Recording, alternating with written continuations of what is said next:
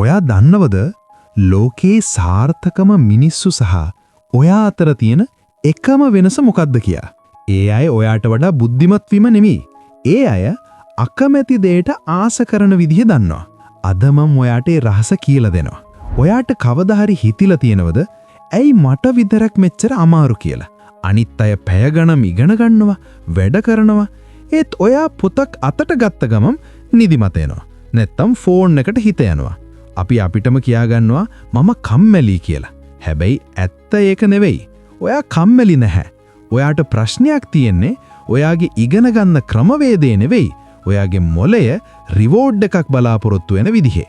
අද මම ඔයාට කියලා දෙන්නේ ලෝකයේ දක්ෂම මිනිස්සු පාවිච්චි කරන ඒ රහස මොකක්ද කියලා.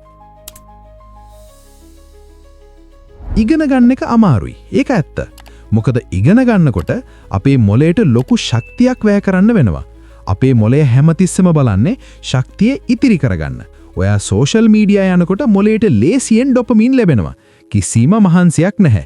ඒත් ඉගෙන ගන්නකොට ඩොපමීන් ලැබෙන්නේ ගොඩාක් වෙලාවකට පස්සේ. ඉතින් මොළය තීරණය කරනවා වැඩි මහන්සි නොවි සතුටු ලැබෙන වැඩේ කරන්න. ඉතින් වැරද්ද ඔයාගේ නෙවෙයි. ඔයා මොළය පාවිච්චි කරන විදිහේ. දැන් අහගන්නාර රහස. ඒකට කියන්නේ the flow state කියලා. ඔයා ගේම් එකක් ගහනකොට හෝ ආස වැඩක් කරනකොට කාලේ යනව දැනෙන්නේ නැත්තේ ඇයි? අන්න ඒ තත්වයට ඉගෙන ගන්න එක ගේන්න පුරුවම් ක්‍රමයක් තියෙනවා. the 10 minute entry. මොලේට බොරු කරන්න. මම මේක කරන්නේ විනාඩි 10ක් විතරයි කියලා වැඩේ පටන් ගන්න. ගොඩක් වෙලාවකට අපිට තියෙන්නේ වැඩේ පටන් ගැනීමේ බය විතරයි.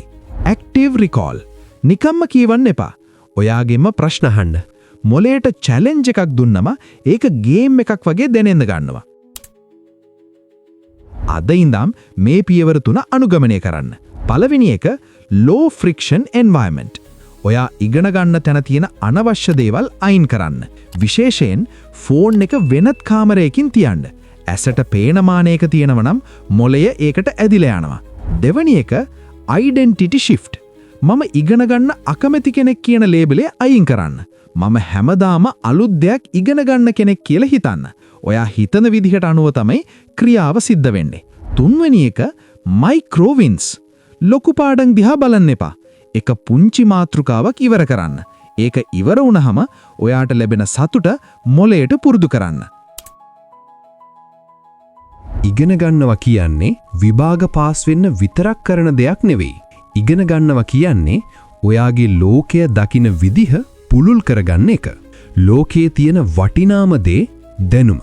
ඒ දැනුම ඔයා ළඟ තියෙනවා නම් ඔයාට ඕනෑම තැනක ජයග්‍රහණය කරන්න පුළුවන්. ඔයා අද අකමැත්තෙන් හරි ඉගෙන ගන්න එක පැයක් කරනවා කියන්නේ ඔයා ඔයාගේ අනාගතය වෙනුවෙන් කරන ලොකුම ආයෝජනය. ඉතින් අද ඉඳන් මට බැහැ කියන එක නතර කරලා අර විනාඩි 10 නීතිය පාවිච්චි කරලා වැඩේ පටන් ගන්න.